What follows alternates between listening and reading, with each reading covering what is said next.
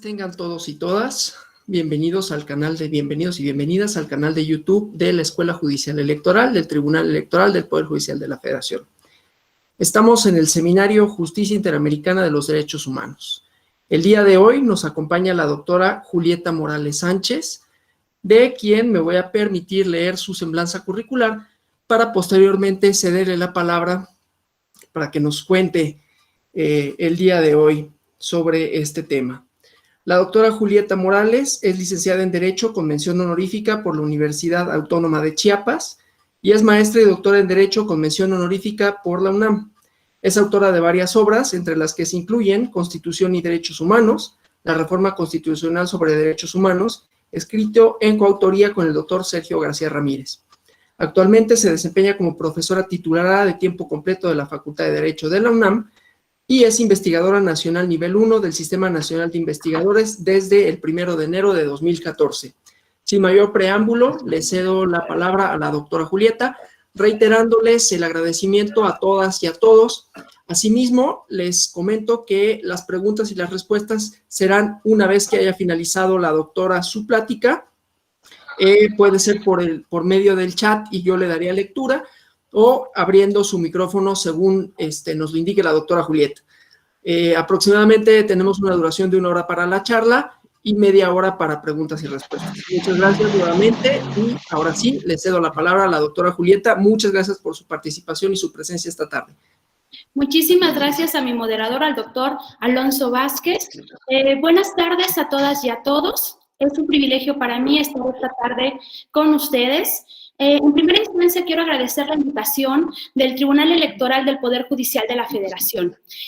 Asimismo, y en particular, a la Escuela Judicial Electoral, a su directora, a la doctora Gabriela Rubalcaba.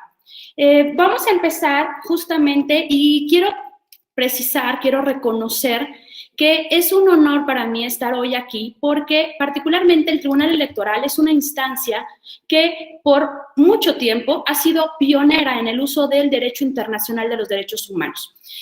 Fue de las primeras instancias en utilizar tanto criterios de soft law del derecho internacional, pero también la jurisprudencia de la Corte Interamericana de Derechos Humanos. Así que sé que esta tarde, tanto quienes nos acompañan en la sala como quienes nos siguen en vivo a través del canal del Tribunal Electoral, y a quienes envío un cordial saludo, sé que son expertas y expertos. Así que esta, más que una conferencia, va a ser una charla entre colegas, entre quienes nos dedicamos, conocemos y vivimos el tema que nos ocupa esta tarde.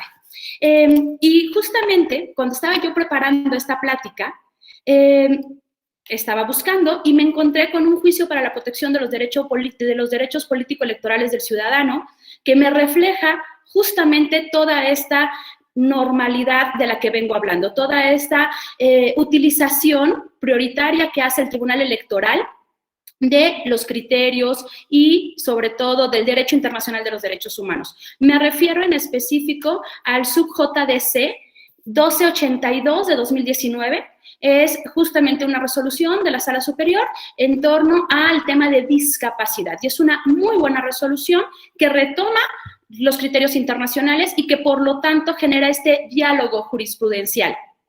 Pueden verla como un ejemplo. Antes de comenzar, quiero hacer algunas precisiones metodológicas y algunas precisiones también que nos permitan avanzar en el tema. Son algunas advertencias para quienes nos están viendo en específico. ¿A qué me refiero? La primera gran advertencia que voy a hacer tiene que ver con el concepto de democracia que irradia mi exposición.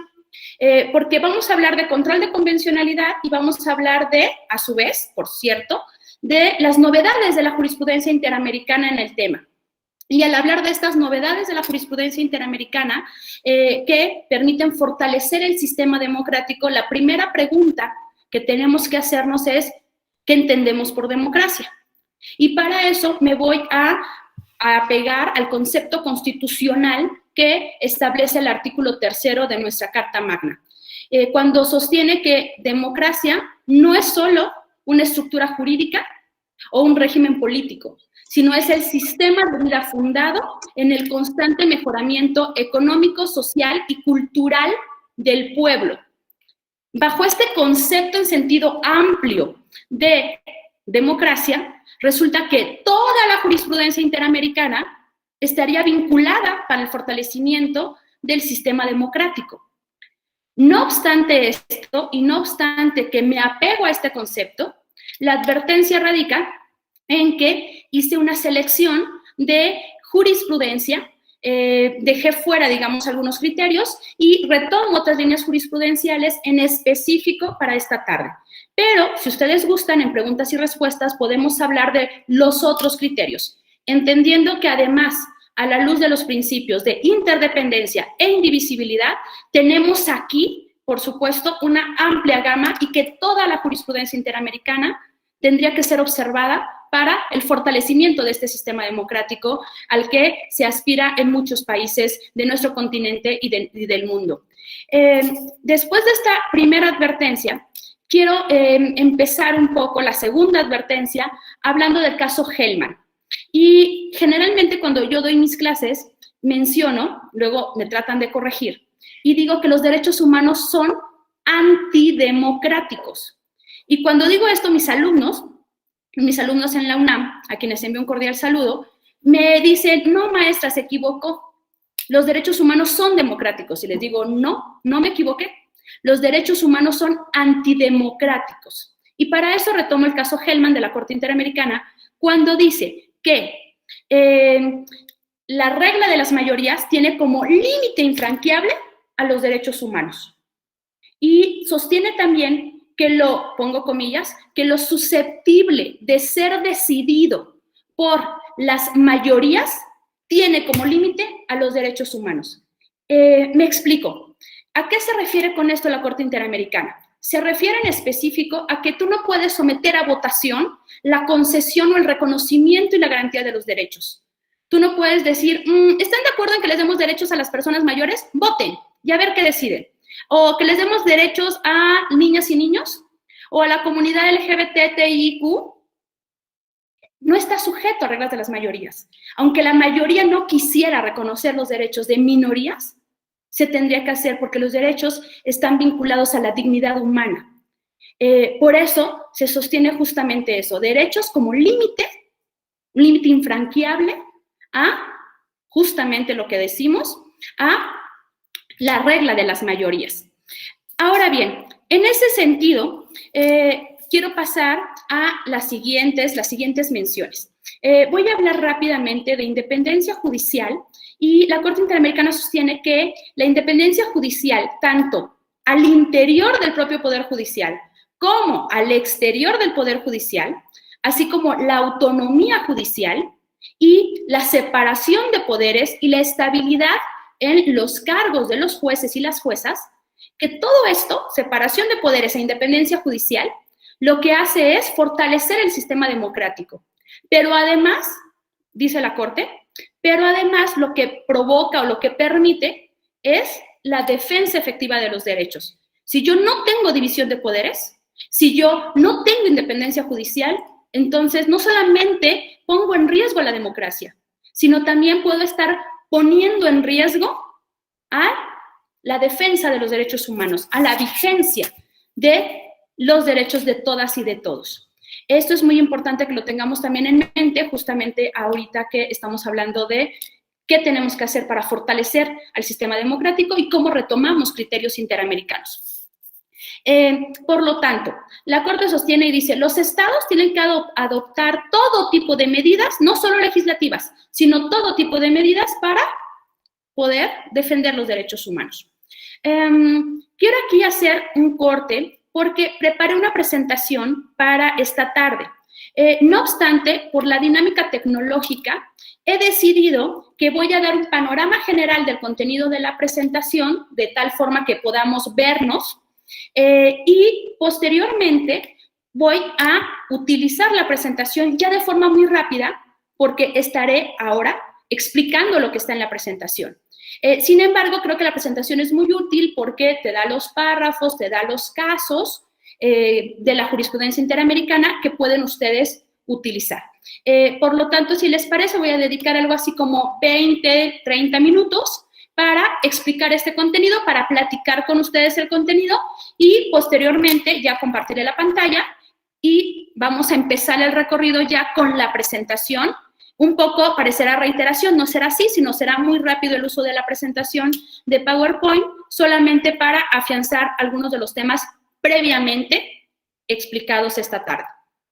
Es más bien una decisión metodológica, pero también para que sea una sesión mucho más ágil y mucho más cercana para todas y para todos. Quiero también recordar a ustedes, como sé perfectamente que ya lo saben, que esta jurisprudencia, tanto la que estoy mencionando como la que voy a mencionar, es jurisprudencia vinculante para todas y todos los jueces en el país. Justamente a raíz de la decisión de la contradicción de tesis 293/2011, resuelta en 2013 por nuestra Suprema Corte de Justicia, siempre y cuando, obviamente, esta jurisprudencia interamericana sea más favorable a la persona.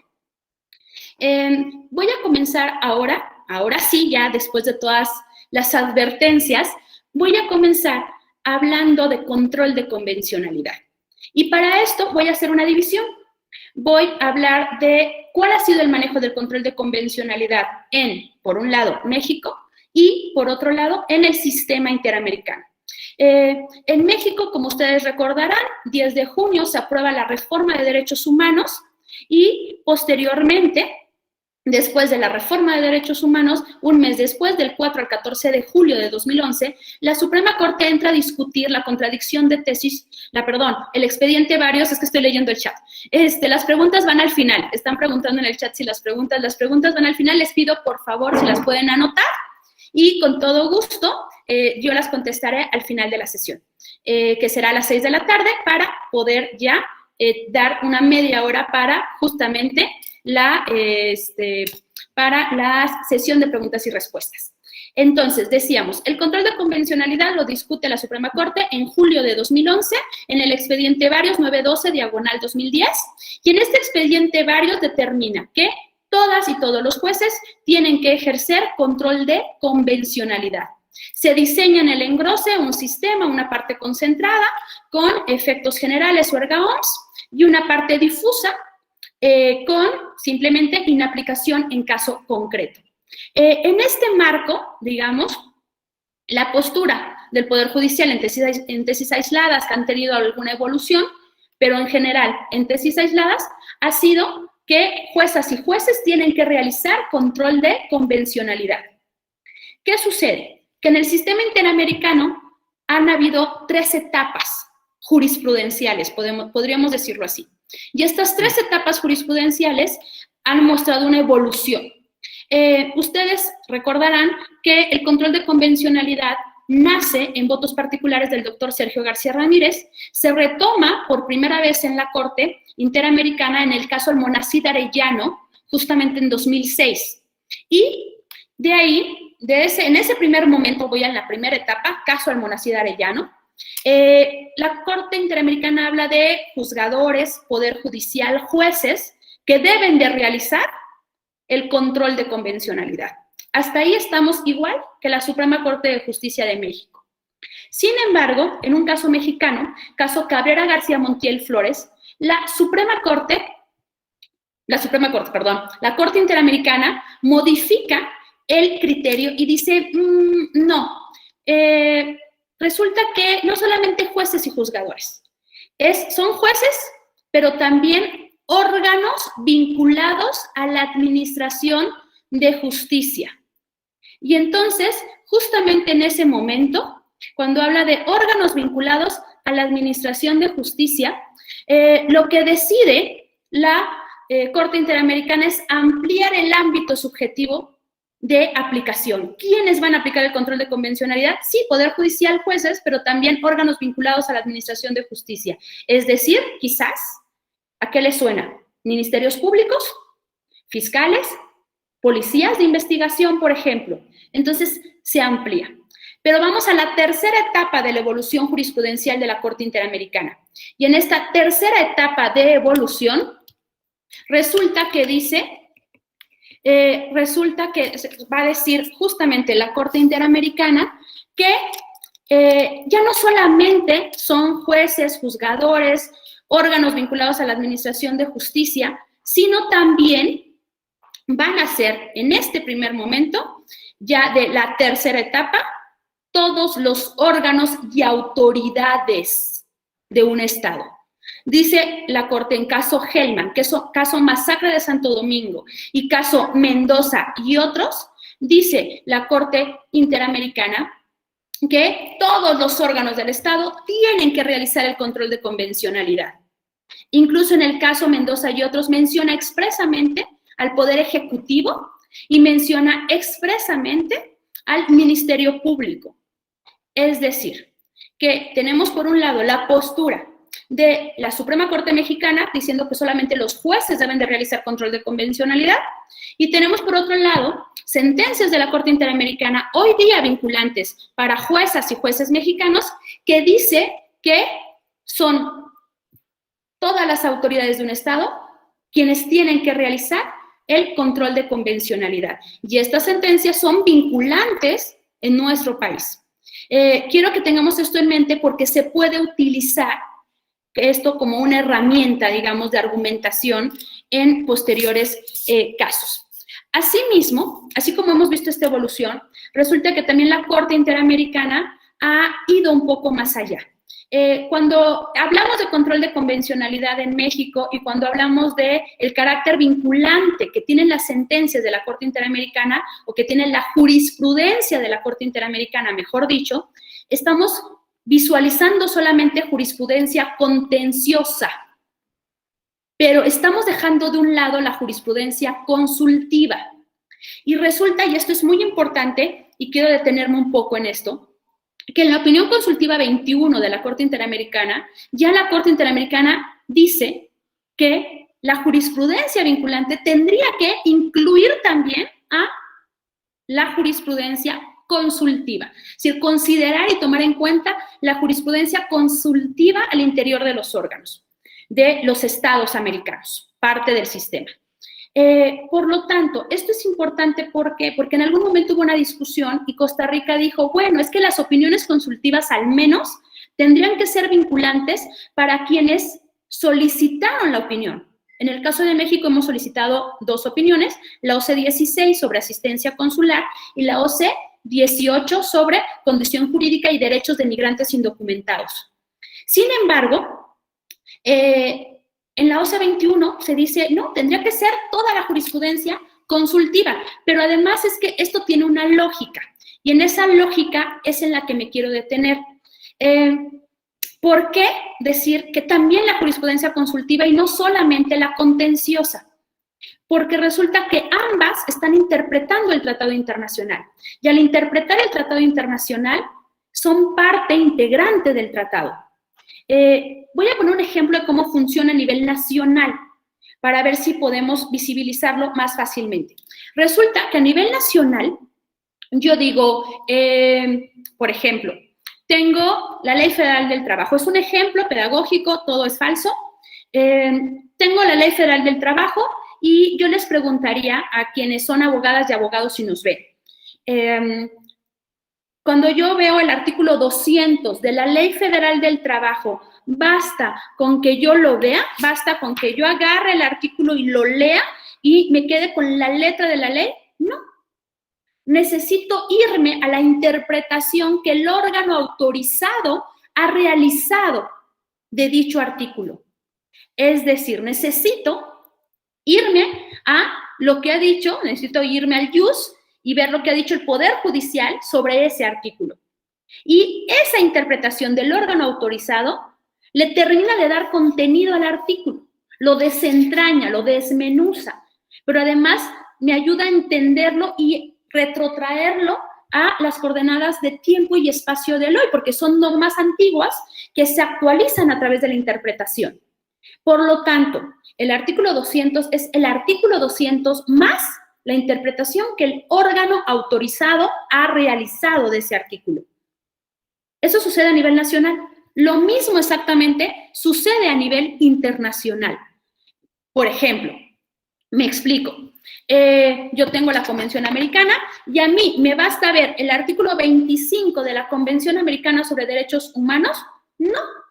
No me basta ver con el artículo 25 de la Convención Americana. Yo necesito irme, para entender el artículo 25 de la CAT, necesito irme a la interpretación que el órgano autorizado ha realizado. Y ese órgano autorizado es justamente la Corte Interamericana de Derechos Humanos. Yo necesito irme a la jurisprudencia de la Corte para entender el artículo 25. Y esa interpretación forma parte integrante del tratado. Y como el Estado firmó y se obligó a cumplir el tratado, lo ratificó, por lo tanto, ese tratado más esa interpretación es vinculante para los jueces y para todo el Estado, todas las autoridades del Estado. En este sentido, el control de convencionalidad, pues, a nivel interamericano, empieza a dar luces de extenderse también a la jurisprudencia consultiva, bajo la lógica que estoy explicando, de que esa interpretación de la Corte Interamericana como órgano autorizado de interpretación última de la Convención es parte integrante del Tratado Internacional. Ahora bien, voy a empezar justamente a hablar de derechos, que sería nuestra siguiente parte de la intervención, después de control de convencionalidad, y después hablaré de grupos de población en situación de vulnerabilidad. Comenzaré hablando de libertad de expresión.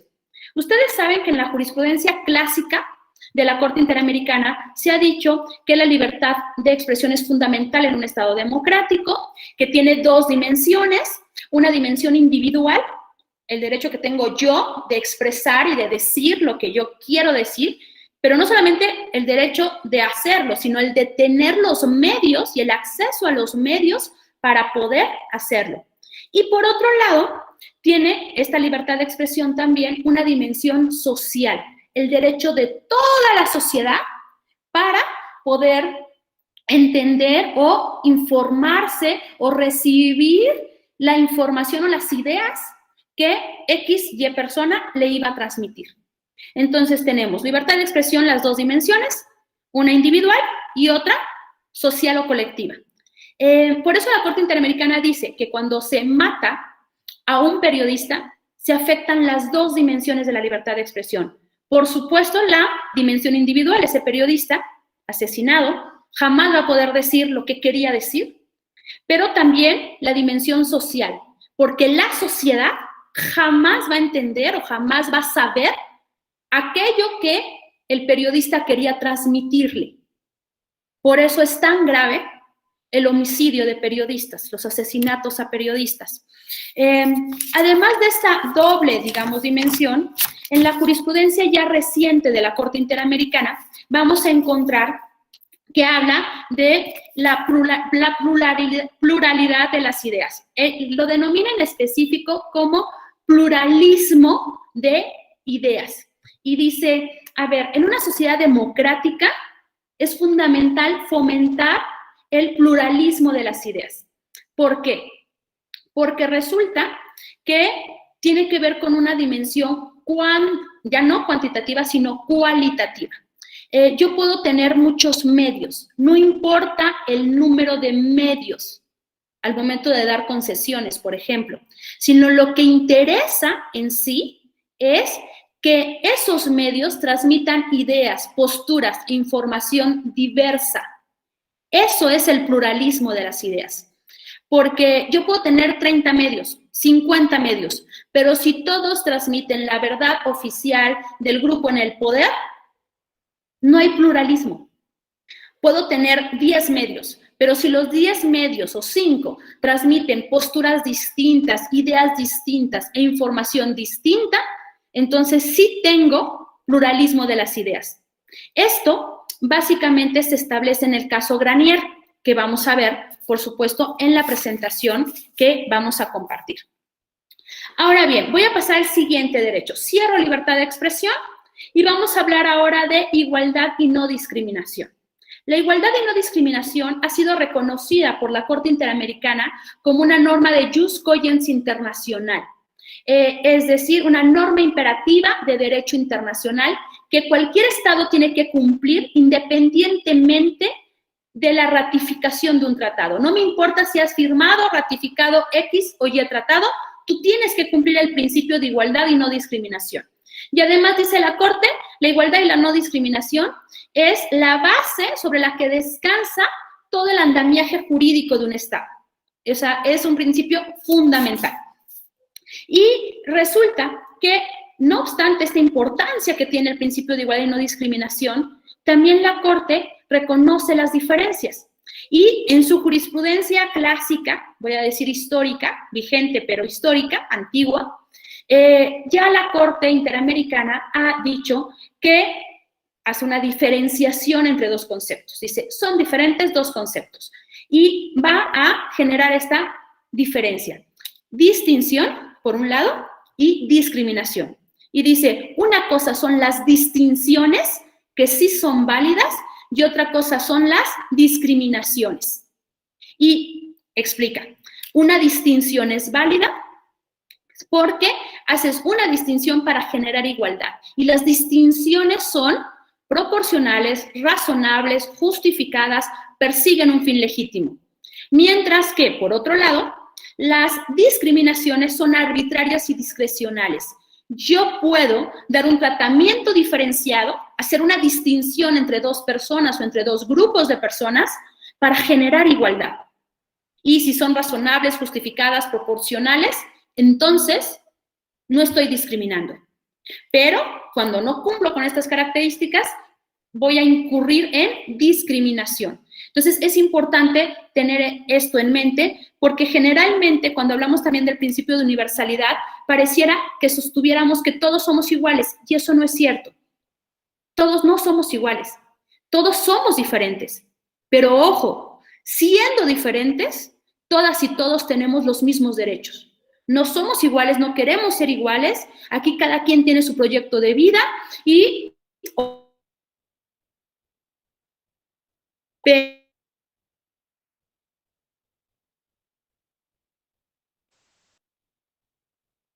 derechos a pesar de los contextos que viven las personas. Y por lo tanto tiene que tomar medidas las diferencias y para reducir las brechas que pueden existir entre la población o grupos de población. Por lo tanto, el principio de igualdad y no discriminación, dice la Corte Interamericana, obliga a tomar medidas positivas. Me están diciendo en el chat que se corta un poco. ¿Me escuchan bien? ¿Sí me escuchan bien? Sí, se cortó un momento, por momentos, ahorita hace como un minutito, pero ahí ya te volvemos a escuchar bien. Ok, perfecto. Ustedes me dicen, ¿eh? Se cortó un poco. Ok, agradezco en el chat, por eso luego me distraigo porque me pongo a leer el chat, perdón, pero agradezco el chat porque así ¿no? Ustedes me dicen. Entonces, estábamos con el principio de igualdad y no discriminación, ya mencionamos que es una norma de jus cogens internacional, que además es la base del andamiaje jurídico de un Estado y que hay dos conceptos diferentes que son distinción y discriminación. Uno es legítimo y otro es violatorio de derechos humanos. Pero además la jurisprudencia interamericana sostiene que los Estados están obligados a tomar medidas positivas para revertir situaciones de desigualdad.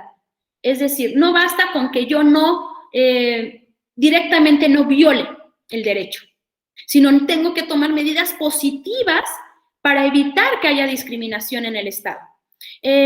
Además, la Corte Interamericana ha ido más allá y dice, un Estado puede ser responsable de la violación al principio de igualdad y no discriminación de terceros.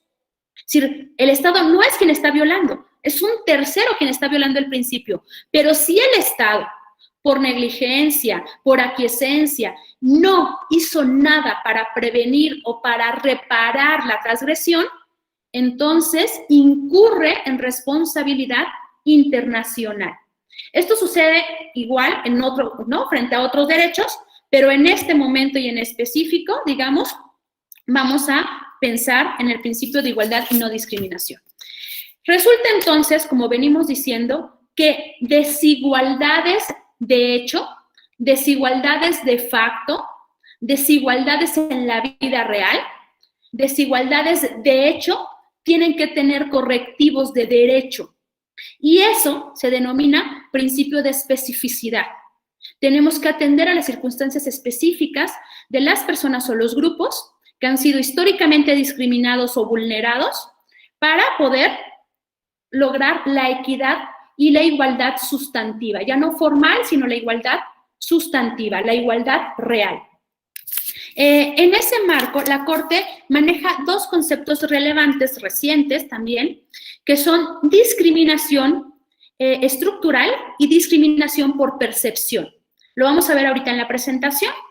Como lo anticipé, además, por supuesto, la presentación queda a disposición de todas y todos ustedes a través de las y los organizadores del evento y de la Escuela Judicial Electoral, a quien reitero nuevamente mi gratitud por la invitación.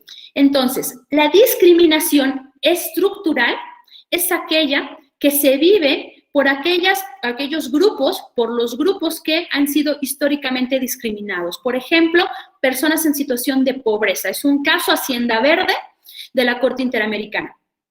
Y entonces dice, es una discriminación que subsiste por grupo y por que ese grupo ha estado en situación de vulnerabilidad.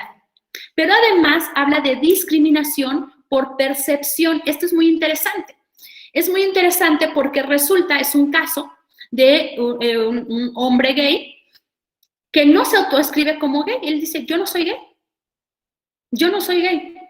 Pero su comunidad, él no se autoidentifica, él no se reconoce, él no es gay. Pero su comunidad lo identifica como gay. Entonces, su comunidad lo percibe como gay y por lo tanto lo discrimina. Entonces, la Corte habla de discriminación por percepción. Y dice, sí, puede ser que la misma persona, la víctima de la discriminación, no se identifique, no se reconozca, no pertenezca a ese grupo, digamos, o a esa categoría sospechosa o ese factor prohibido de discriminación por orientación o preferencia sexual. Pero si la comunidad inmediata o la sociedad cercana a esa persona sí percibe que perteneciera a ese grupo o lo identifica dentro de ese grupo y por eso lo discrimina, hay discriminación. Entonces, es un aspecto muy interesante que vale la pena reflexionar, lo vamos a ver ahorita en la presentación, porque, digamos, es una extensión del concepto de discriminación.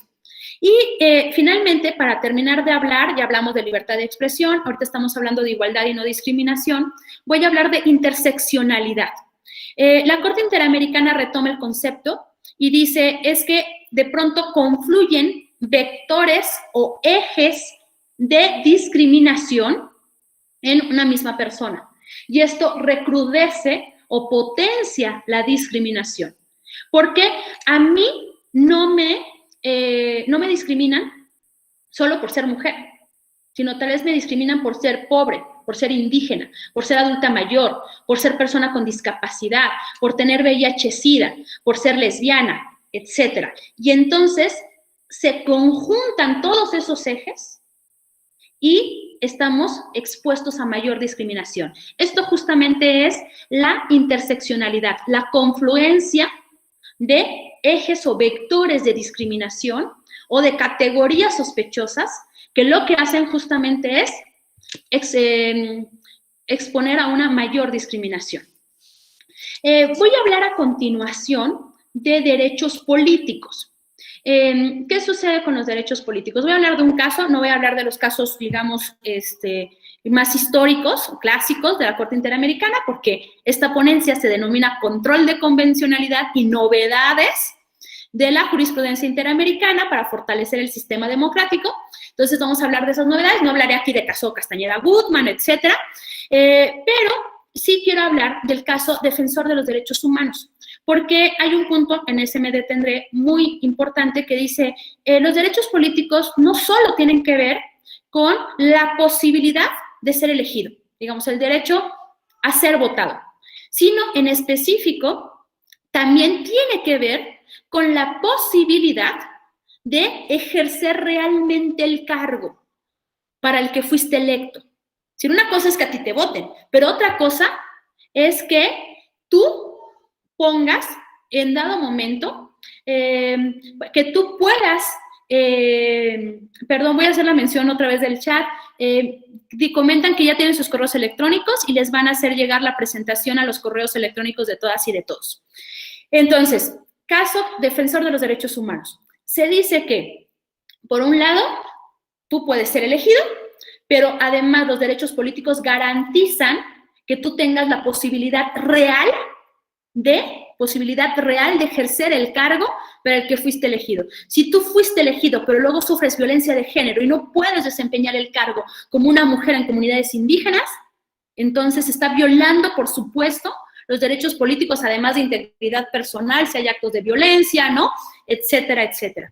Creo que esta jurisprudencia es relevante y es importante.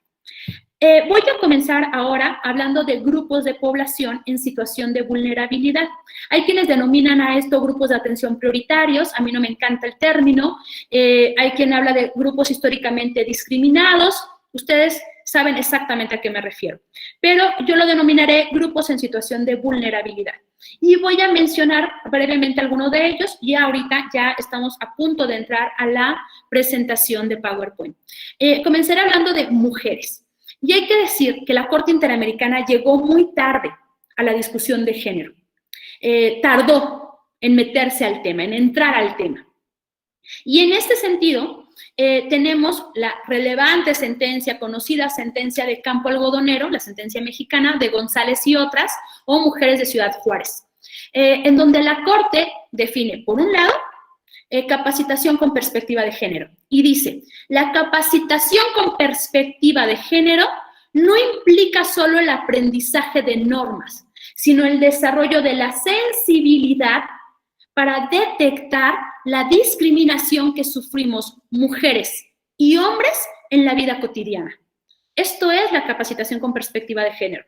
Y además, en esta sentencia, define el estereotipo de género y dice, el estereotipo de género son preconcepciones que existen sobre los atributos o características que tienen o deberían tener mujeres y hombres, obviamente culturalmente asignadas, no biológicas, sino asignadas por una sociedad determinada en un tiempo determinado.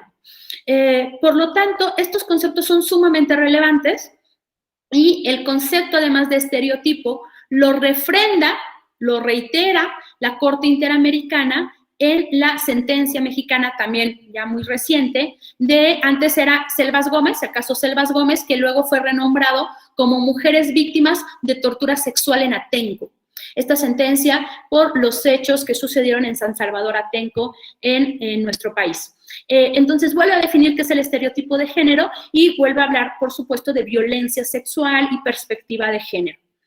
Por lo tanto, estas sentencias son muy importantes para poder juzgar con perspectiva de género. Tenemos también criterios mexicanos, ¿no? Como la jurisprudencia de acceso a la justicia en condiciones de igualdad, ¿no? Que te da el estándar justamente para aplicar la perspectiva de género y poder visibilizar estas relaciones asimétricas de poder que se pueden dar en las realidades distintas de las personas y que hay que considerar al momento de juzgar.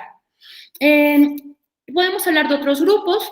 Tenemos personas mayores, vamos a ver en la presentación algo sobre derechos de personas mayores como un grupo de especial protección. Y por otro lado también quiero ir cerrando con un grupo grande que lamentablemente a raíz de la emergencia sanitaria que estamos viviendo, posiblemente, según lo sostiene CEPAL y según lo sostiene Coneval, va a ampliarse aún más. Los pobres, las personas en situación de pobreza. Y en este punto, la Corte Interamericana, justamente en Hacienda Verde, dice, las personas que se encuentran en situación de pobreza tienen un grave problema de acceso a la justicia, tienen un grave problema para poder ejercer derechos y defender derechos, por un lado, y adicionalmente tendrían que ser o estar bajo una protección especial del Estado. Esta situación de pobreza, obviamente, es un grupo cada vez más grande, repito, cada vez más preocupante y lamentable la situación, y todos los esfuerzos que se han dado por los países para combatir pobreza quizás resulten ahora infructuosos frente a la emergencia sanitaria, la pérdida de empleos, la falta de empleo formal, la precariedad en la que posiblemente vamos o ya estamos cayendo. Entonces, en este marco, quiero retomar las excepciones al requisito de previo agotamiento de recursos internos de la Corte Interamericana. Me explico. Ustedes saben que el sistema interamericano es un sistema subsidiario y complementario del sistema nacional. Por lo tanto, resulta que yo no puedo acudir al sistema interamericano si no he antes agotado recursos internos. Tengo 6 meses de la última sentencia del último recurso interno para poder acudir a la comisión y después que mi caso llegue a la Corte Interamericana. Sin embargo, esta regla general de agotamiento de recursos internos tiene excepciones. Esas excepciones están previstas en la Convención Americana, que son, por ejemplo, plazo razonable, que haya un retardo injustificado, que no existe el recurso para defender el derecho que tú quieres defender, que aunque existe ese recurso, el Estado te impide agotarlo para evitar que te vayas al sistema, etc. Pero, particularmente en una opinión consultiva de 1990, escuchen, ¿hace cuántos años? En la OCE 11 del 90, ya la Corte Interamericana dijo, ojo, la situación de pobreza o indigencia es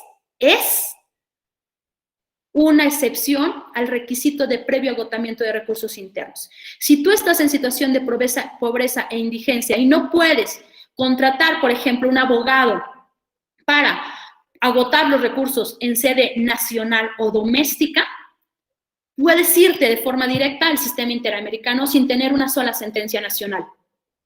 Y por ahí algunos estados dijeron, bueno, pero es que yo tengo defensores de oficio, ¿no? Entonces los defensores de oficio pues cubrirían esta parte de asistencia técnica especializada para las personas. Y la Corte Interamericana dijo, bueno, aunque tengas defensores de oficio y suponiendo que son suficientes, que están capacitados, que son diligentes en su trabajo, etcétera, que sé que por supuesto los hay, pero también sabemos los déficits que tiene la Defensoría Pública, aún suponiendo eso, dijo la Corte Interamericana, si una persona no tiene dinero para solventar los gastos que implican un juicio en sede interna, trayectos, traslados, camiones, metros, copias, ir, venir, etcétera, queda relevado de cumplir el requisito de previo agotamiento de recursos internos. Entonces, creo que esto es sumamente importante porque abre una puerta para el acceso a la justicia internacional sin cumplir el requisito de previo agotamiento de recursos internos por situación de pobreza e indigencia. Ahora, si les parece bien, voy a retomar rápidamente en estos 15 minutos que tenemos la presentación de PowerPoint para que ustedes puedan ubicarla una vez que se las compartan y de esta manera pues pueda ser mucho más fácil la discusión en torno al tema. Entonces, les dejo ahí. Ustedes pueden ver en la presentación, está ya mi correo electrónico para cualquier comunicación adicional, está mi página de internet donde pueden ver también grabaciones de conferencias, descargar publicaciones gratuitas, etcétera, con toda confianza.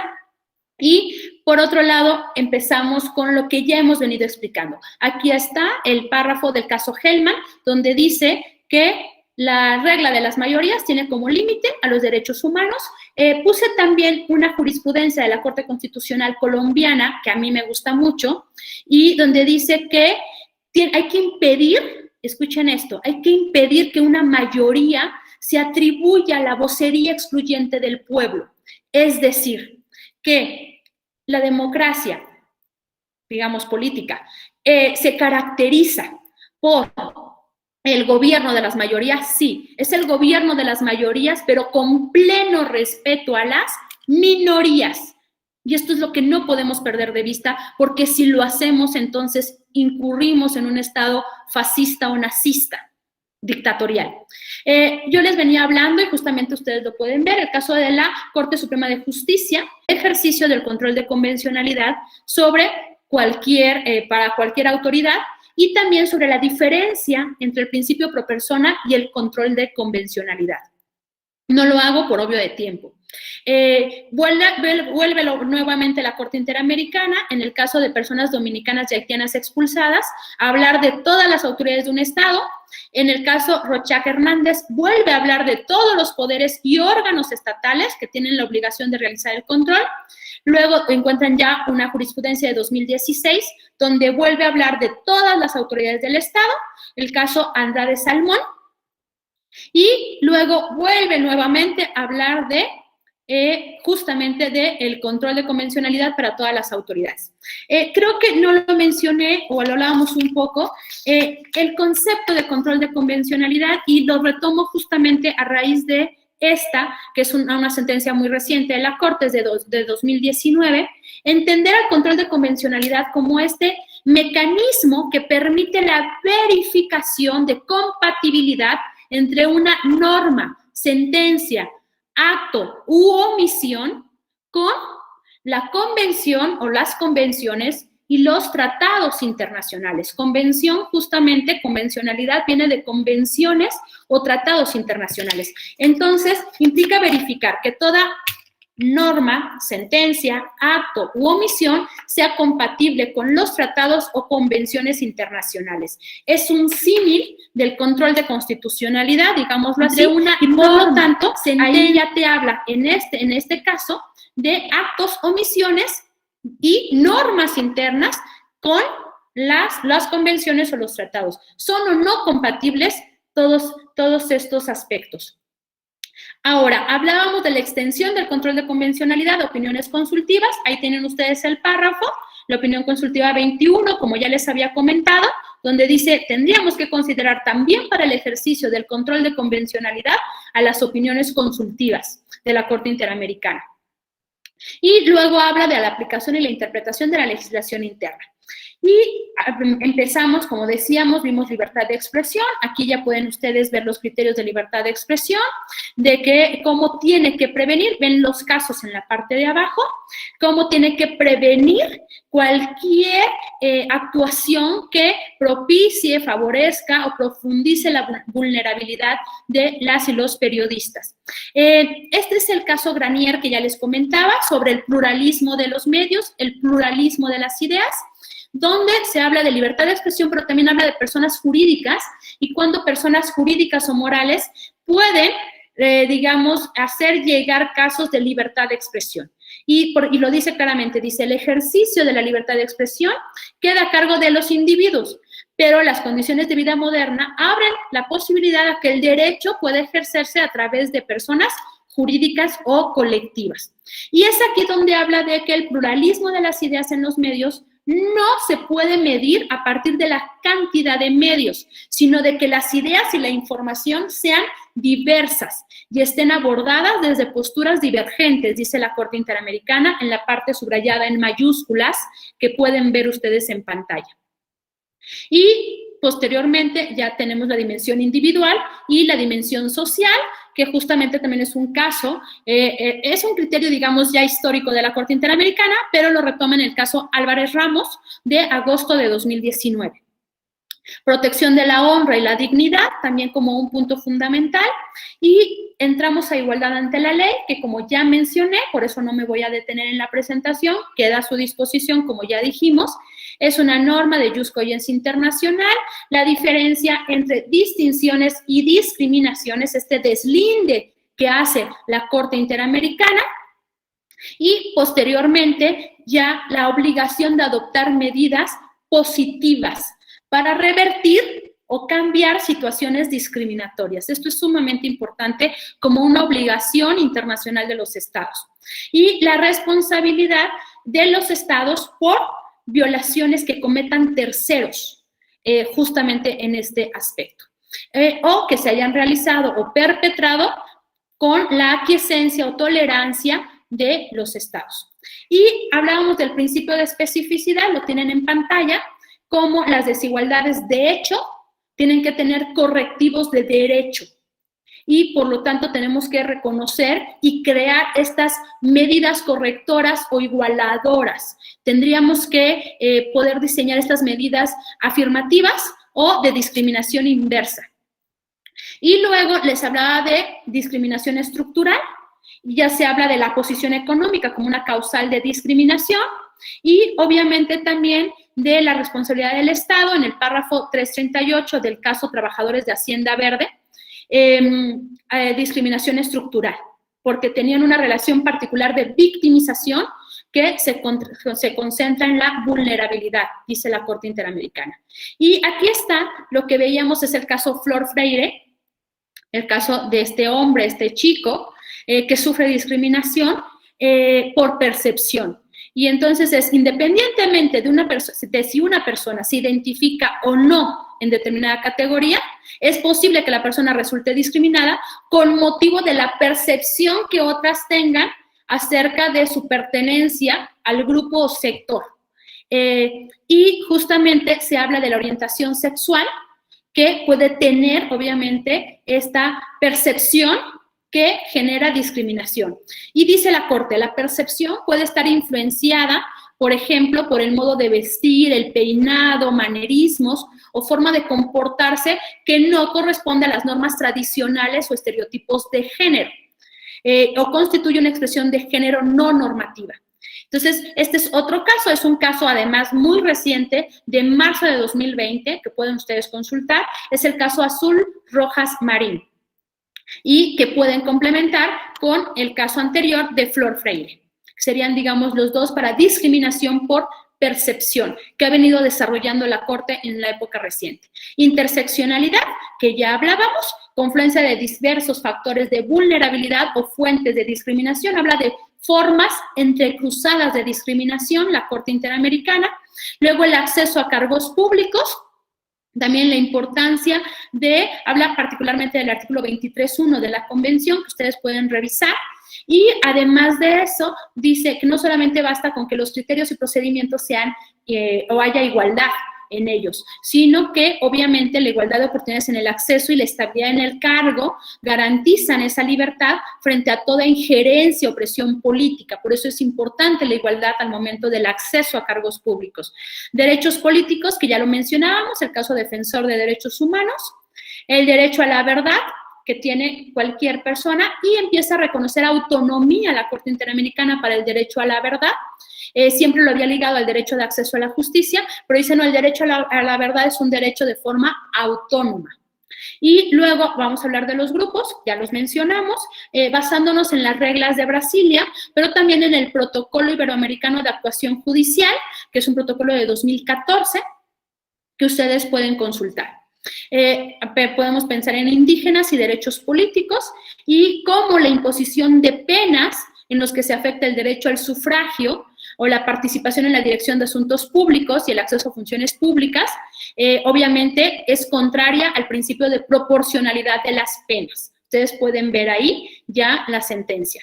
El tema de violencia de género con mujeres víctimas de tortura sexual en Atenco, que mencionamos hace un momento.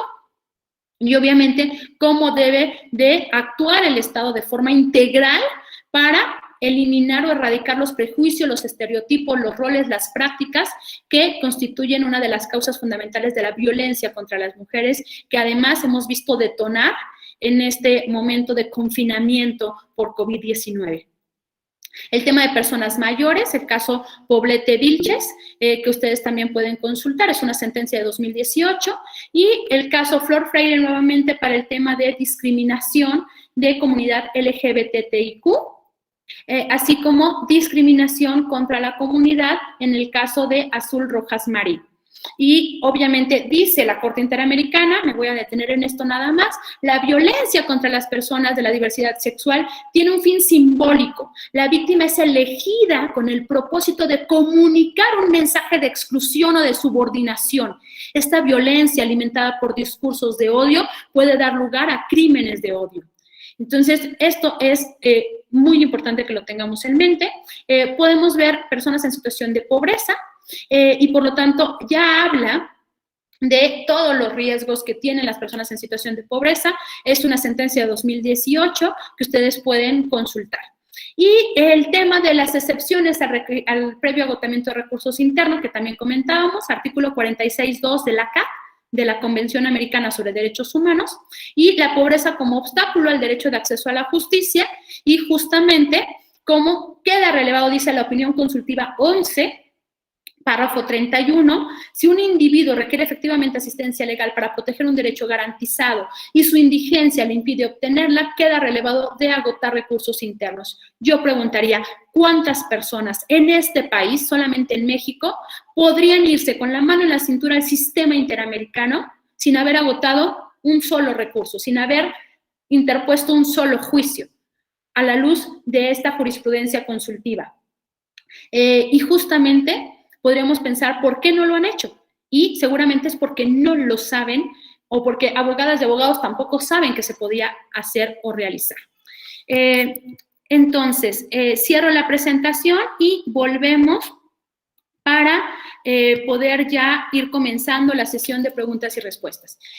Un poco como cierre, como este momento ya de cierre, cuando pensábamos, y agradezco por supuesto al doctor Alfonso Herrera, además por su invitación en específico, y también con él estuve rebotando cuestiones sobre el tema para esta tarde, antes de comenzar la preparación, la actualización de toda esta jurisprudencia que les he presentado.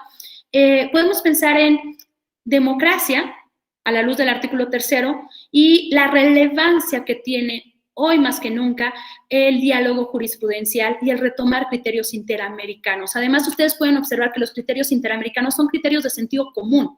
La Corte Interamericana no está encontrando el hilo negro de muchas cosas, tiene que ver con humanidad y con dignidad humana, con sensibilidad. Por lo tanto, la recepción de esos criterios en sede nacional es fundamental.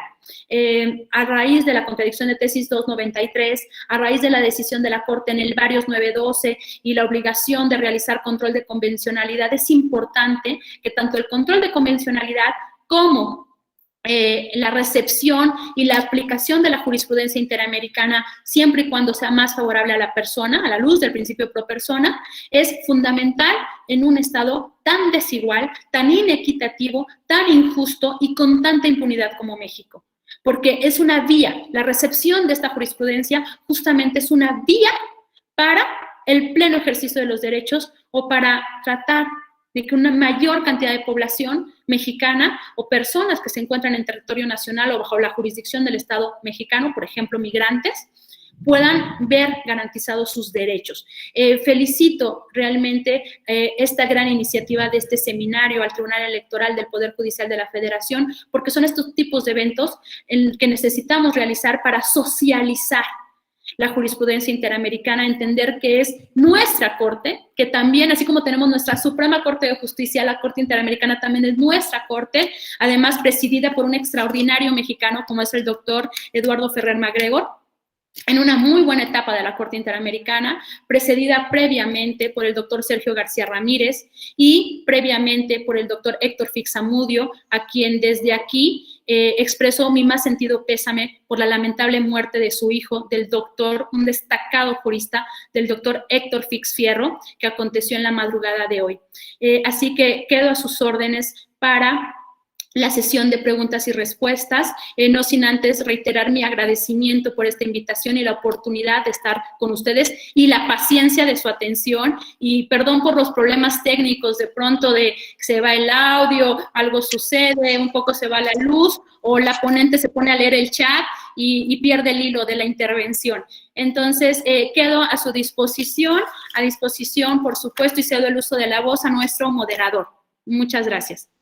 Gracias, doctora Julieta. Muchas gracias a todos y a todas por su atención. Bueno, vamos a la dinámica de preguntas y respuestas. Quien guste formularlas, por favor, que sea vía chat, de manera tal que yo pueda irles dando lectura. Pero al principio de la sesión tuvimos la solicitud de Ángel, que pidió hacer una pregunta de viva voz. Entonces, bueno, si gustas, doctora, podemos empezar con Ángel, si te encuentras por ahí, para que abras tu micrófono y hagas tu pregunta. Posteriormente te solicitamos los cierres para que nos interfiera el audio. Hola, buenas tardes, doctora. Bueno, ¿me hola, buenas tardes. Sí, te escucho. Sí, te escucho, perdón, tenía el audio silenciado. Sí te escucho, a tus órdenes, Ángel.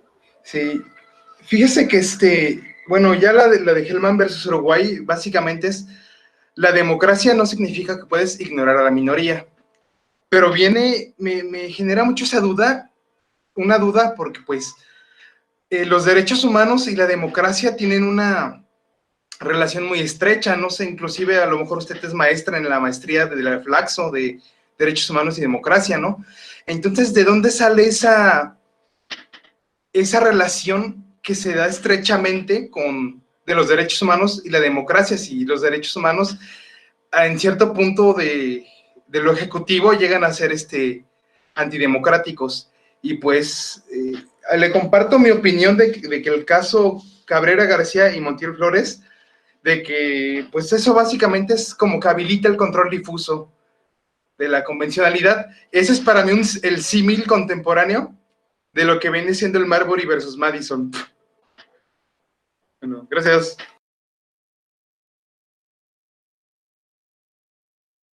Muchas gracias, Ángel.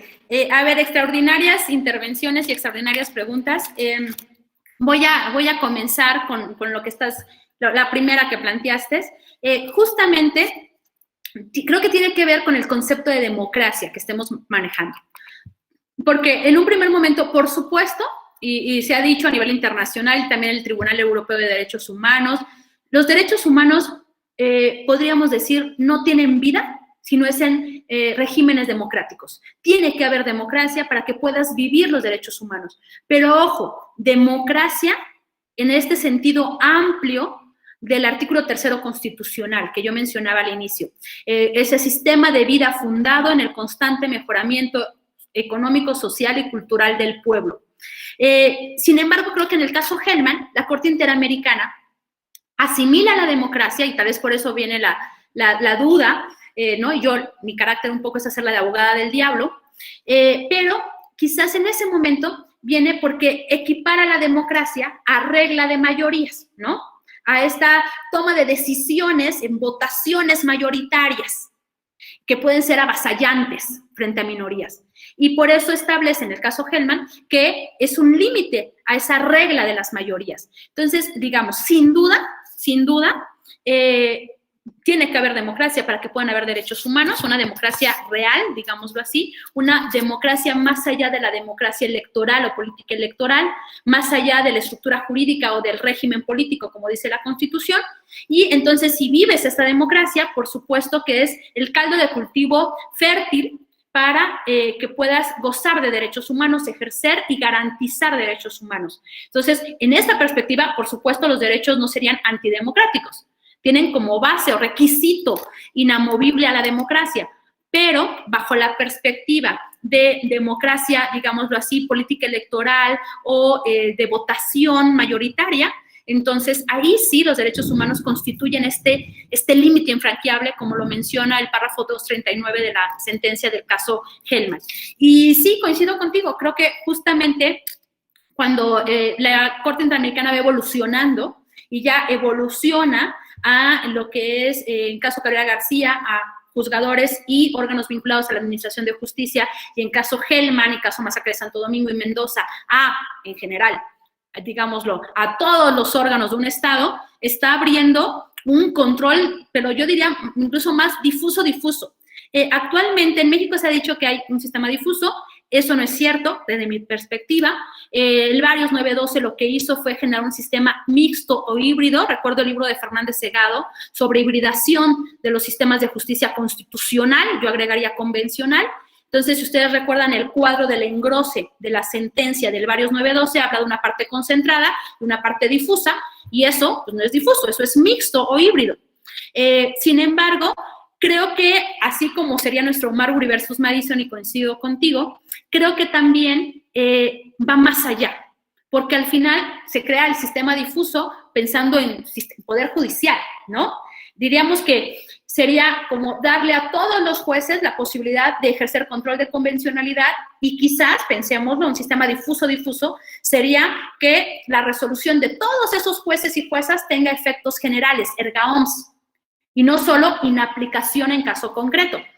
Pero la Corte Interamericana va más allá, porque abre el control de convencionalidad ya no solo al Poder Judicial, sino al Poder Ejecutivo, al Poder Legislativo, a órganos autónomos etcétera. Entonces, digamos que es como un Marbury versus Madison reforzado a la cuádruple potencia, porque apertura el control de convencionalidad a todos los órganos de un Estado. Así que muchas gracias por la pregunta. Gracias por la respuesta, doctora. Preguntan, Isaías Trejo pregunta lo siguiente, estoy leyendo las preguntas conforme se formularon en el chat. ¿Le parece? ¿Podemos hacer un bloque de preguntas? ¿Unas 3? Sí, porque no sé cuántas sean. Veo varias en el chat. Sí, hay bastantes. Bueno, entonces, si gusta, leo 3 preguntas. Dice Isaías Trejo, ¿qué opinión te merece el criterio sobre la prevalencia de las restricciones constitucionales expresas en el contexto de un mejor protegido en la Convención Americana? Luego, preguntan también, la reforma de este año al artículo 4 constitucional en materia de apoyos a menores discapacitados, estudiantes de bajos recursos y mayores de 68 años, constituye el reconocimiento de desigualdad material de dichos grupos a través de una acción afirmativa. Y la tercera pregunta, ¿usted considera que las instancias internas de los partidos políticos pueden, mediante el control de convencionalidad, inaplicar para un caso concreto una norma estatutaria o reglamentaria?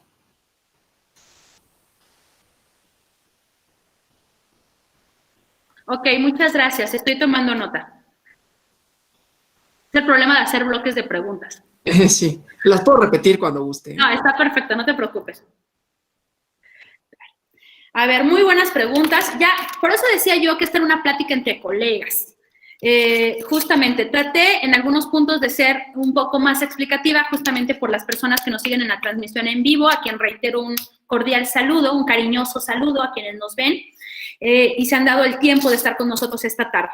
A ver, Isaías, mi opinión sobre la restricción o la prevalencia de restricciones expresas. Ustedes saben que la resolución de la contradicción de tesis 293 fue sumamente polémica. Y también saben que de esta contradicción derivaron 2 tesis jurisprudenciales, yo podría decir opuestas. Una adoptada en una votación 10-1, donde hubo un consenso entre el ala conservadora, y perdón que me exprese así, pero así se ha denominado por muchas personas en la academia, por un ala conservadora de la Corte y el ala progresista de la Corte. Voto en contra del ministro Cosío, a quien, por cierto, mandamos un cordial saludo desde aquí. Y, por otro lado, la segunda tesis jurisprudencial, que es la de el carácter vinculante de la jurisprudencia interamericana, que se toma por una votación 6-5, sumamente apretada, pero que no se modifica ni se negocia en la mesa del Pleno de la Corte. Por lo tanto, en la primera, donde habla del parámetro de control de regularidad constitucional, y dice de que obviamente existe este parámetro, pero ¿no? Cuando haya en la Constitución una restricción expresa, se estará a lo que diga la Constitución, y ahí ya no hay pro persona, ahí no hay bloque, ahí no hay parámetro de control, ahí nada más está la Constitución. Y justamente este acuerdo entre conservadores y progresistas en la Corte fue para salvar en un primer momento la figura del arraigo, que sabemos claramente que antes de 2008 era inconstitucional e inconvencional, pero que en 2008 se constitucionalizó, pero que sigue siendo inconvencional. Entonces, en este marco, las restricciones expresas no solamente han sido sumamente criticadas. Yo daría una postura más bien técnica internacional. Me explico. Las restricciones expresas han sido un mecanismo para solventar algunas figuras constitucionales. Ha establecido hasta ahora el arraigo, entiendo que también el artículo 100, ¿no?, de nuestra Constitución, con esta imposibilidad de interponer amparo contra resoluciones del Consejo de la Judicatura Federal en materia de destitución de jueces, etcétera. Hay hipótesis de la academia sobre normas inconvencionales, prisión preventiva, el régimen sui generis laboral de policías y ministerios públicos, por ejemplo. Y entonces, digamos, en todo este marco, es importante tener en mente que, ¿qué sucede? A nivel interno me podría funcionar. No estoy diciendo que lo haga, pero podría ser justificable en algunos aspectos. Pero a nivel internacional, las restricciones expresas lo que hacen es exponer al Estado mexicano en su conjunto a incurrir en responsabilidad por violación a derechos humanos. Porque si yo digo, como se ha dicho, que no se ejerza control de convencionalidad sobre la Constitución, pues perdón. Cuando llegue el caso de la Corte Interamericana, como sucedió en Radilla, como sucedió en Inés Fernández, Valentina Rosendo, Cabrera García, todos los casos de justicia militar, la Corte Interamericana estuvo así de ordenar la reforma al artículo 13 constitucional. Al final dijo, no, el artículo 13 de la Constitución mexicana está bien, basta con la reforma al artículo 57 del Código de Justicia Militar. Sin embargo, es importante tener esto en mente porque el que haya una restricción expresa por una jurisprudencia nacional no salva al Estado mexicano de sus obligaciones internacionales y de la posibilidad de incurrir en responsabilidad internacional. Y eso es lo que hay que considerar. Por lo tanto, mi opinión respecto a las restricciones expresas es que claramente la inconvencionalidad de las mismas es un tema de preocupación y deberían de ser un tema de ocupación de la justicia mexicana. Reforma, a ver, las reformas, lo ha dicho la Corte Interamericana, perdón, no anoté el nombre de quien hizo la pregunta respecto a la reforma del artículo 4, una disculpa enorme, pero es una muy buena pregunta. La Corte Interamericana ha dicho, los estados tienen que adoptar medidas, tienen que adoptar una serie y múltiples medidas que tengan que ver con el combate a la desigualdad, a la discriminación. Y estas medidas justamente pueden ser medidas legislativas, pero también tienen que ser medidas de otra índole o pueden ser medidas de otra índole, es decir, hacer efectivos los derechos. ¿Es relevante una reforma constitucional o una reforma legal? Sí. ¿Se agradecen? Sí, pero no son suficientes.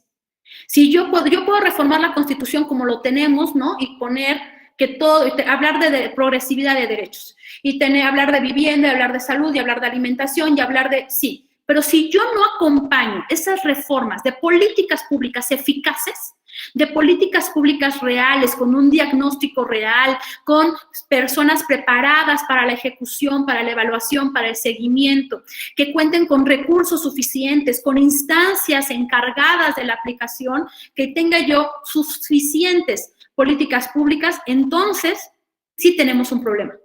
Porque por mucho que yo reforme la Constitución, que se agradece, no es suficiente para generar la igualdad sustantiva y la inclusión y el goce pleno de derechos de estos grupos en situación de vulnerabilidad.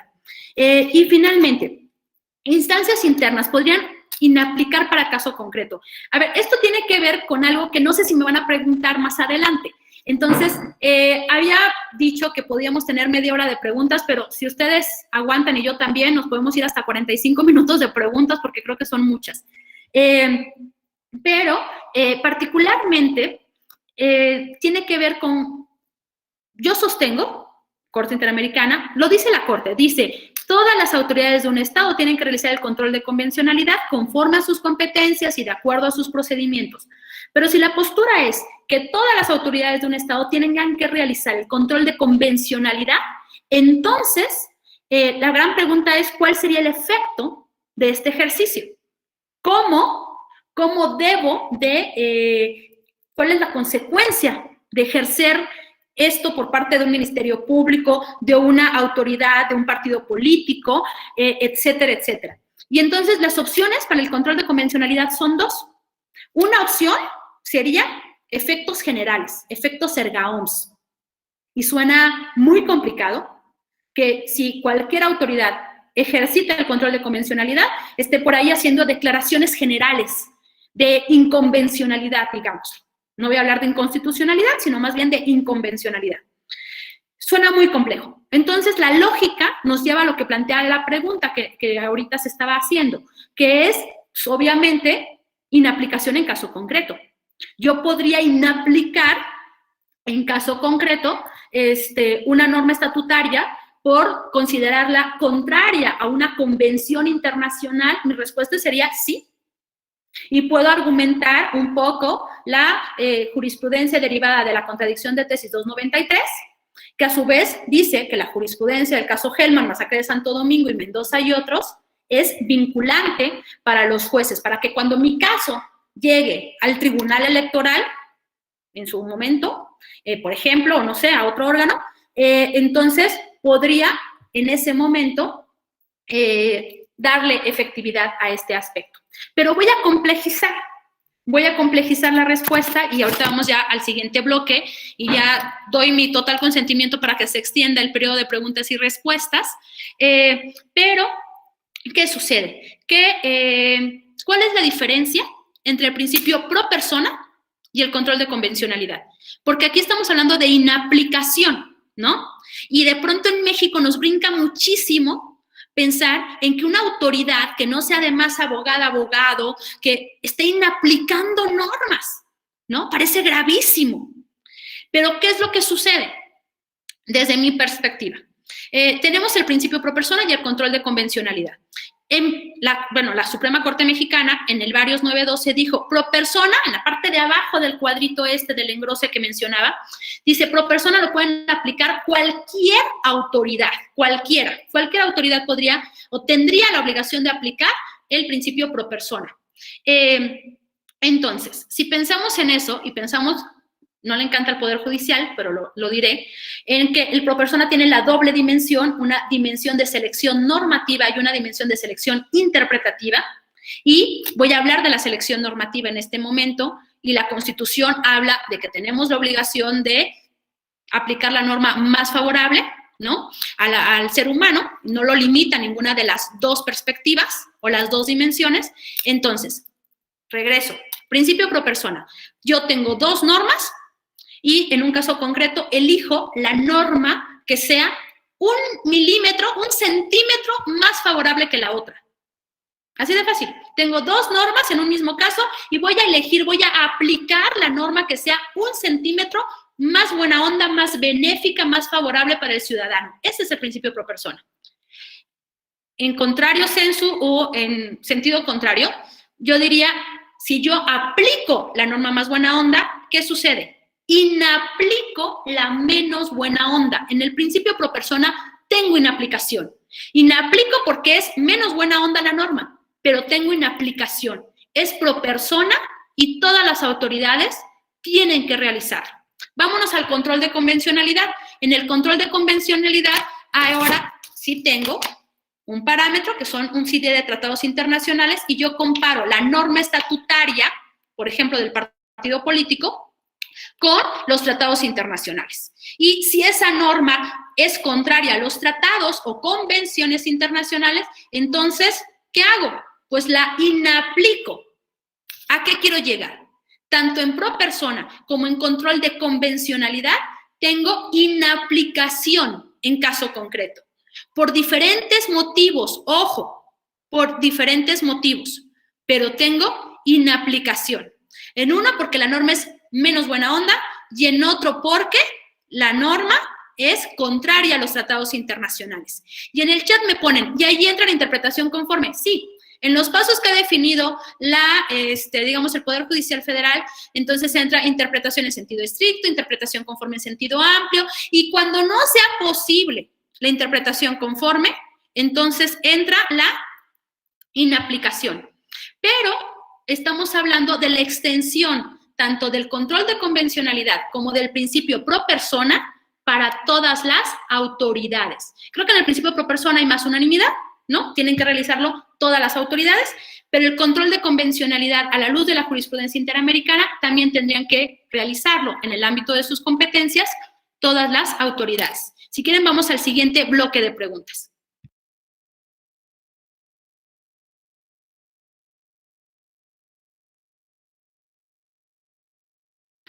Muchas gracias, Alejandra. Estoy viendo el chat. Perdón, tenía problemas para activar mi micrófono, doctora. Sí, claro. Enseguida. Ok. Pregunta Alejandra González. Si usted considera que las instancias internas de los partidos... no, perdón, ese ya lo hemos leído. Es que perdí el... Ok, dice... la doctora Morales mencionó que con la resolución 1111-90 se establece como excepción la condición de pobreza para evitar el agotamiento de los recursos previos. ¿Cómo define la Corte Interamericana esa condición de pobreza? ¿Cómo un ciudadano da pie puede llevar un caso a la Corte Interamericana y cuál sería el procedimiento. Entonces, pensando particularmente en las demandas de tipo laboral, donde las juntas de conciliación y arbitraje se tardan años en resolver. Esa es la pregunta. La siguiente pregunta de Sergio Hugo Gutiérrez dice así. Si voy muy rápido, me dice, por favor. No, está perfecto. Ok. Desde su perspectiva, ¿cuáles serían las medidas necesarias para tomar en cuenta al momento de dictar alguna sanción a aquellas personas que en algún momento, por lograr la postulación a un cargo político, declaran ser trans cuando no lo son? Y con ello, tal vez vulneran los derechos políticos de una persona trans. Y dice... Bueno, preguntan así, ¿adiós al principio de relatividad de la sentencia? Ok, muchísimas gracias. Ya, no anoté algunos nombres, pero, a ver, sí, la opinión consultiva 11 de 1990 de la Corte Interamericana habla justamente de la pobreza como esta excepción al requisito de previo agotamiento de recursos internos. ¿Qué sucede? Que a nivel interamericano no se ha planteado un parámetro. Imagínense además, digamos que el sistema interamericano es un sistema bastante latinoamericano, salvo Venezuela, digamos, es un sistema de México para abajo. Venezuela denunció la convención en 2012, no es parte del sistema interamericano, pero justamente en un continente marcado por la pobreza, el sistema interamericano, la Comisión, la Corte Interamericana, no han dado el estándar de pobreza. Podríamos retomar quizás el estándar ONU y pensar en ingresos de $1 al día, etcétera, etcétera, pero no hay un estándar de pobreza. Por eso la relevancia de operar el sistema para que esto tenga, digamos, realidad. Sin embargo, sí se han operado otras excepciones. Ahorita que me hablaban de las juntas, una opción, se puede operar pobreza, que quizás podría ser un poco más difícil, pero también se puede operar plazo razonable, como la excepción que está en la presentación de la prevista en la Convención Americana sobre Derechos Humanos. Voy a poner el ejemplo. Esto ya ha sucedido, sí, es el caso de Alan Brever. Sin embargo, también hay que decir qué sucedió en este caso, a diferencia de otro caso que hemos visto también en el Tribunal Europeo, al que me referiré muy brevemente.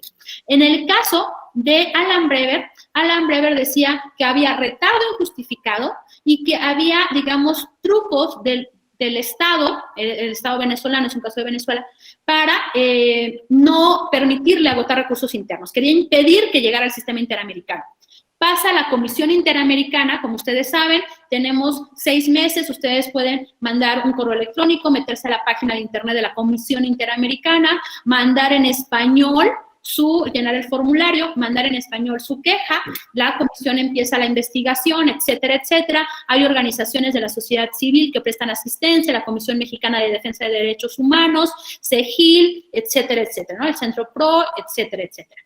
Y entonces resulta que llega el caso a la comisión turna el caso de Alan Brever Carías a la Corte Interamericana y la Corte Interamericana, en una votación muy polémica, muestra que la Corte Interamericana también se politizó y que obviamente había interés de los estados en las decisiones de la Corte Interamericana. Imagínense una corte que te puede condenar a pagar miles de dólares, a reformar tu constitución y tus normas, a dictar políticas públicas, a capacitar, a pedir disculpas públicas, etcétera, etcétera. Antes quizás no era tan relevante quiénes eran jueces, pero de pronto los estados empezaron a tener mucho interés en quiénes son jueces y en cómo se decide al interior de la Corte Interamericana. Hubo un proceso de politización de la Corte Interamericana. Y entonces, en el caso de Alan Brever, hay oposición. Por primera vez, podría decirlo así, la Corte Interamericana se opone a lo que decía la Comisión Interamericana, contradice a la Comisión Interamericana y dice, aquí no opera la excepción al requisito de previo agotamiento de recursos internos. Entonces, regresa el caso a sede nacional y dice, no se está incumpliendo plazo razonable, etcétera, etcétera. Es decir, a lo que quiero llegar es que hay que operar las excepciones, sí, pero no sabemos cuál pueda ser la consecuencia de tratar ¿no?, de operar esas excepciones. En el nivel europeo, no me voy a referir mucho al caso ni lo voy a explicar, pero encontramos el tema de el caso Costa y Paván, es un caso de Italia, donde el Tribunal Europeo de Derechos Humanos sí acepta, sí opera las excepciones al requisito de previo agotamiento de recursos internos. Y, a ver, medidas para personas que dicen ser trans para poder, digamos, obtener alguna candidatura y demás. Hasta donde llega mi conocimiento en materia electoral, tenemos el tema de cuotas, pero digamos que estas cuotas, salvo los estatutos de algún partido en específico, pero muchísimas gracias por las felicitaciones en el chat, pero resulta que tenemos una cuota que es más bien cuota de género, ¿no? El 50 y 50. ¿Podía alguna persona operar la cuota bajo el tema de ser mujer transexual? Seguramente, ¿no? Esa podría ser una opción. No logro ver hasta dónde llega la pregunta, pero quiero referirme aquí a lo que veíamos de discriminación por percepción. Es que el tema más complejo aquí es que la preferencia sexual, primero, es un dato personal. Entonces, esto complejiza mucho las cosas, porque formalmente yo no tendría que decir cuál es mi preferencia sexual. Ahora, puede ser que diciéndola lo haga para obtener beneficios, no para ser discriminada, sino más bien para obtener beneficios. Y entonces esto complejiza aún más el caso. Y en lo que entiendo son personas que fingen una preferencia sexual, lo que entiendo en la pregunta, fingen una preferencia sexual o son personas, no sé si transexuales, transgénero, transvestis, pero bueno, cuál de las tres T's, digamos, o las tres, pero fingen esta situación justamente para obtener un beneficio. Yo no tendría elementos para confirmar que la persona está fingiendo esto, porque podríamos incurrir en algún tipo de discriminación por percepción, ¿no? Tú dices que tú te autoascribes, por ejemplo, lesbiana, y resulta que no lo eres. Yo digo que tú no lo eres porque yo no te percibo lesbiana, pero yo no tengo que demostrarle a nadie que lo soy. Y entonces, si tú dices que no lo soy y por eso quieres que haya algún otro tipo de consecuencia, posiblemente la persona podría alegar discriminación. Entonces, realmente es una pregunta sumamente compleja. Si quieres, está mi correo electrónico en la presentación, me puedes mandar un correo electrónico especificando más detalles del caso y lo podemos seguir discutiendo, por supuesto. Y el principio de relatividad de las sentencias, entonces dice adiós o bye. Yo creo que el principio de relatividad de las sentencias, sin minimizarlo ni menospreciarlo, la verdad es que es un legado del siglo XIX que quizás tendríamos ya que cuestionar gravemente en el siglo XXI. Es decir, particularmente cuando yo explico el modelo de control constitucional convencional a mis alumnos, de pronto te dicen, bueno, pero es que si ya hubo el razonamiento de que la norma es inconstitucional e inconvencional, yo sé que todavía hay abogadas y abogados sumamente casados con la idea de presunción de constitucionalidad de las normas y demás, pero si ya está demostrado que esa norma es inconstitucional o inconvencional, entonces, ¿por qué cada persona tendría que meter su amparo y meter su amparo y meter su amparo para obtener la protección? Creo que este es uno de los grandes temas en discusión, que valdría la pena reabrir esa discusión en México, justamente en lo que decían para la construcción de este sistema difuso. Sé también que han habido muchas complejidades en el ejercicio del control constitucional convencional. Sé también que a jueces de legalidad de pronto les dijimos, oye, en 2011 y luego en 2013, un poco, es que tienes que ahora realizar interpretación conforme, aplicar pro persona, obligaciones del párrafo tercero del artículo primero, realizar control de convencionalidad, tienes que obedecer o atender el parámetro de control de regularidad constitucional y aplicar y conocer 402 sentencias de la Corte Interamericana de Derechos Humanos. Y entonces de pronto jueces que no habían visto más que su código penal o su código civil, de pronto se vuelven jueces de constitucionalidad y de convencionalidad. Sé el reto que eso significaría, pero sí creo que en determinados casos y en determinadas circunstancias, en determinadas hipótesis y con candados específicos que garanticen la legalidad, la equidad, la justicia, el principio de relatividad de las sentencias tendría que ser al menos revalorado en México. Muchas gracias.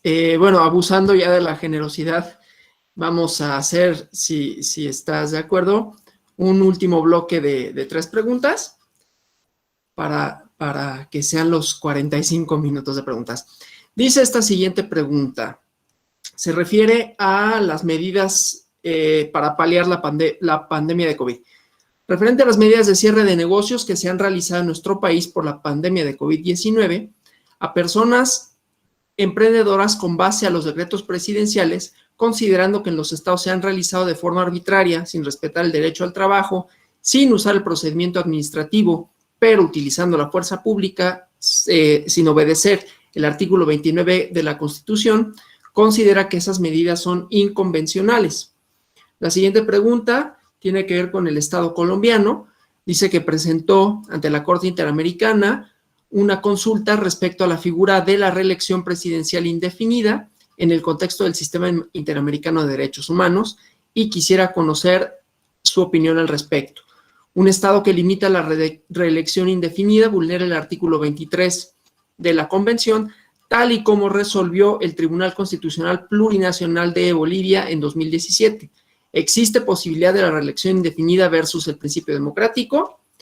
Y la última pregunta dice, ¿cree que estas medidas podrían generar mayor pobreza en la población y por lo tanto mayores enfermedades? Supongo que se refieren a las medidas del COVID.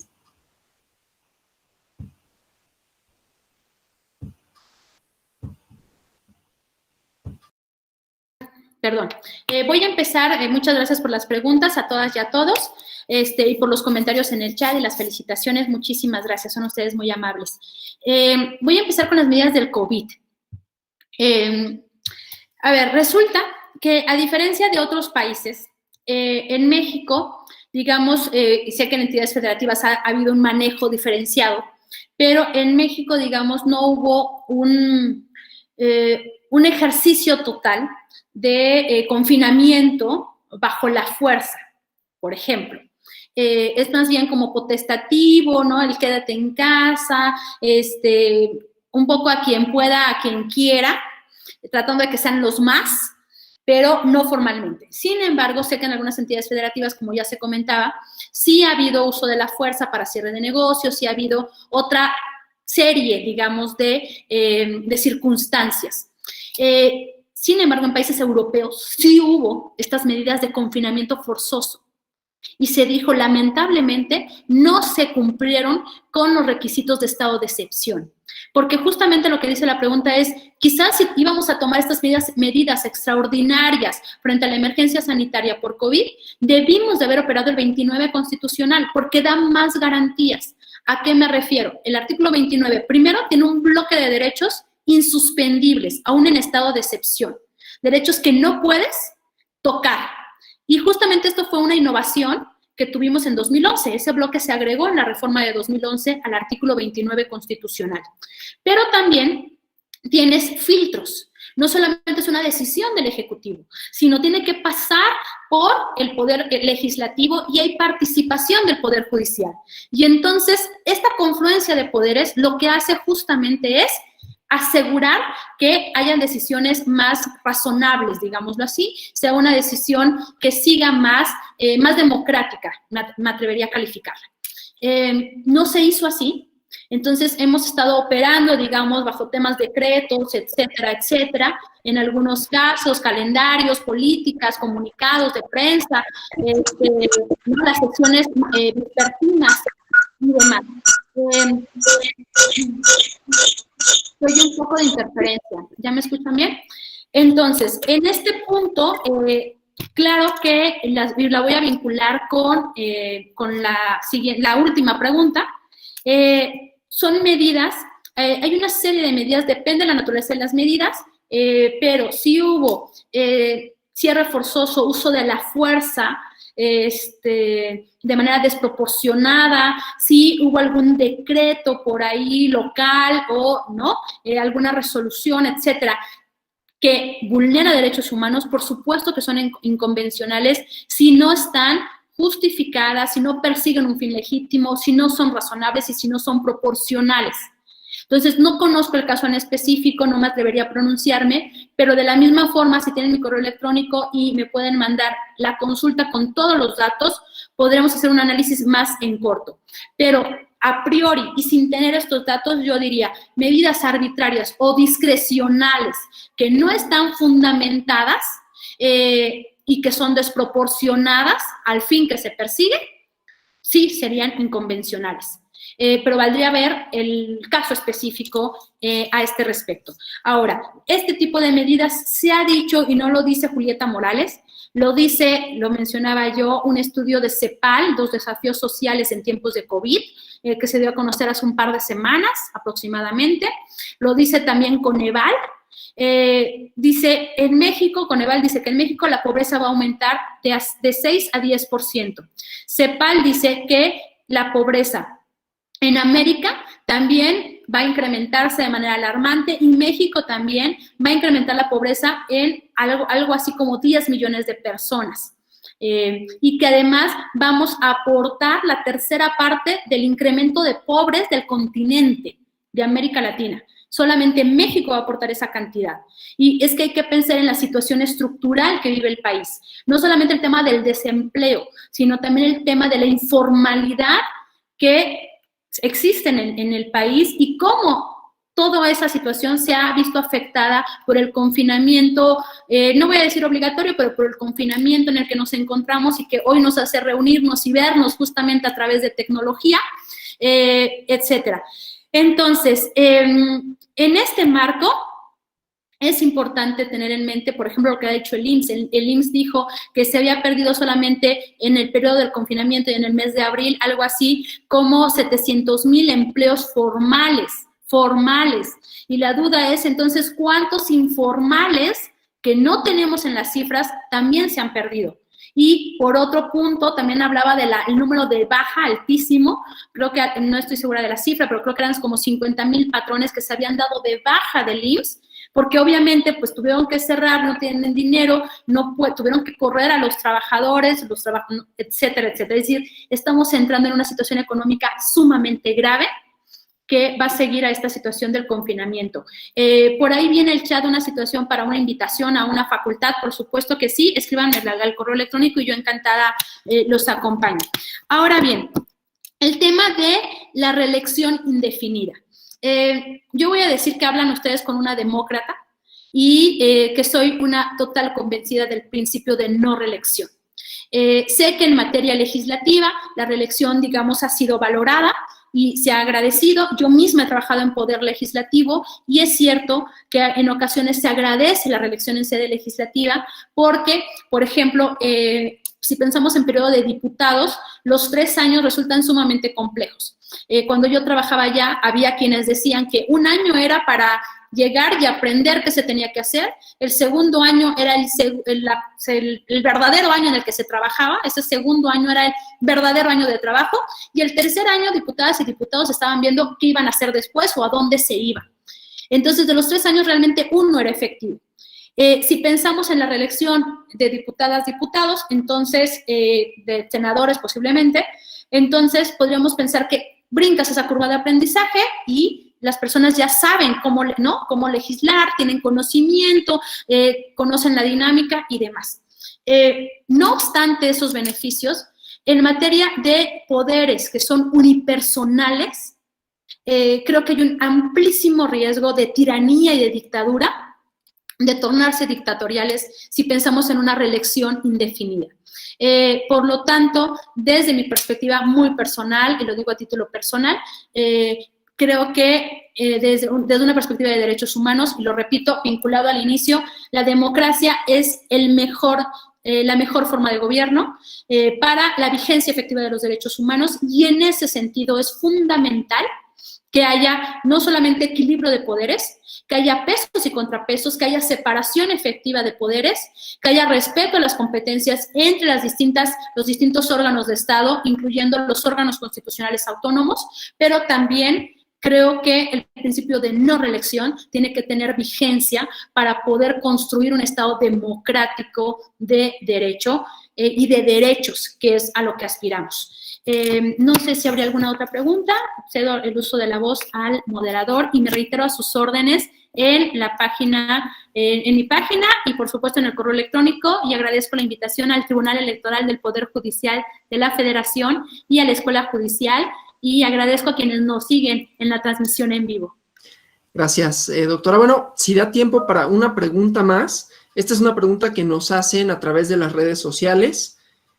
Claro. Dice Alejandro Lozano: cuando se dice que hay que aplicar la norma más favorable a la persona, pero resulta que la norma 1 sea más favorable en el sentido X y no en Y, mientras que la norma 2 resulta ser más favorable a la persona en el sentido Y que en el X. En ese caso, ¿cuál debe aplicarse? Claro. Alejandro, te agradezco mucho tu pregunta porque es una muy buena pregunta. Generalmente sale en auditorios, ¿no? Cuando yo hablo de principio de pro persona, y justamente quiero que tengamos en mente esto. El principio pro persona lo debemos de entender o dilucidar en relaciones verticales. Me explico. Relaciones de la autoridad y el ciudadano. Relaciones verticales o en relaciones de suprasubordinación. Cuando la autoridad tiene que tomar una decisión frente al ciudadano, a la ciudadana de a pie. En ese momento, esa autoridad tiene que, por un lado, elegir la norma o la interpretación más favorable para esa persona cuando se trata de reconocer derechos. O tiene que elegir la norma o la interpretación más estricta, más apretada cuando se trata de limitar derechos. Yo soy chiapaneca, mando un saludo cordial a mi tierra, adorada, y justamente en mi pueblo dicen, cuando se trata de dar, doy mucho, y cuando se trata de quitar, quito poquito. Ese es el sentido de pro persona. Cuando se trata de reconocer derechos, la norma más amplia, la más favorable, la que más de derechos. Cuando se trata de limitar derechos, la norma más estricta, la norma más apretada, la norma que, ¿no? La norma que menos restrinja el derecho. Esa es la lógica de pro persona. Si se trata de dar, doy mucho. Si se trata de quitar, quito poquito. ¿Qué sucede entonces cuando tengo un juicio? Por ejemplo, pensemos en un juicio familiar, donde estamos pensando en un divorcio. Entonces tengo un juez y tengo dos partes. Y por lo tanto, tú me dirías, pues claro, es obvio, el juez, pues ambas partes le van a pedir que aplique la norma más favorable a ellos. Ahí no opera principio pro persona. Ahí lo que opera es ponderación. Y entonces lo que tengo que hacer en ese momento es ponderar. Sí, tendré que aplicar control de convencionalidad, ver si alguna de las normas es inconvencional, por ejemplo, en casos de divorcio o de peleas de patria potestad, guardia y custodia de niñas y niños. Hay, por ejemplo, normas, o había normas en el país que decían que los niños tienen que permanecer obligatoriamente con la madre durante los primeros 12 años de vida, por ejemplo. Entonces, claramente esa norma es inconvencional, es inconstitucional y es inconvencional. Por lo tanto, ahí sí tienes que realizar control de convencionalidad. Pero digamos que el principio pro persona tiene vigencia cuando hablamos de relaciones verticales y cuando estamos hablando de disputas, de juicios, de partes en controversia, ahí tendríamos que aplicar lo que es la ponderación. Muchísimas gracias por las preguntas, muchísimas gracias a todas y a todos por sus comentarios en el chat y cedo el uso de la voz a nuestro moderador. Gracias por su atención. Gracias, doctora, extraordinaria conferencia, muy interesante, y eso se refleja en la participación de las personas que nos hicieron favor de acompañarnos el día de hoy. No me queda sino agradecerte por el tiempo. Sabemos que tenías un evento y que de todas maneras extendiste un poquito más para responder las preguntas, lo cual de verdad apreciamos muchísimo. Y bueno, reiterando los agradecimientos a nombre de la Escuela Judicial Electoral, de las magistradas y magistrados que integran el Tribunal Electoral del Poder Judicial de la Federación, de nuestra directora, la doctora Gabriela Rubalcaba, te extiendo la más cordial agradecimiento. Y así como a todos nuestros participantes y nuestras participantes, les agradezco, les reiteramos que tenemos una agenda de eventos muy, muy grande en la Escuela Judicial a través de nuestro canal, de nuestras redes sociales, y los que están participando en este seminario mañana tendrán también una sesión. Nuevamente, muchas gracias, buenas tardes, que descansen, quédense en casa y otra vez, gracias, doctora.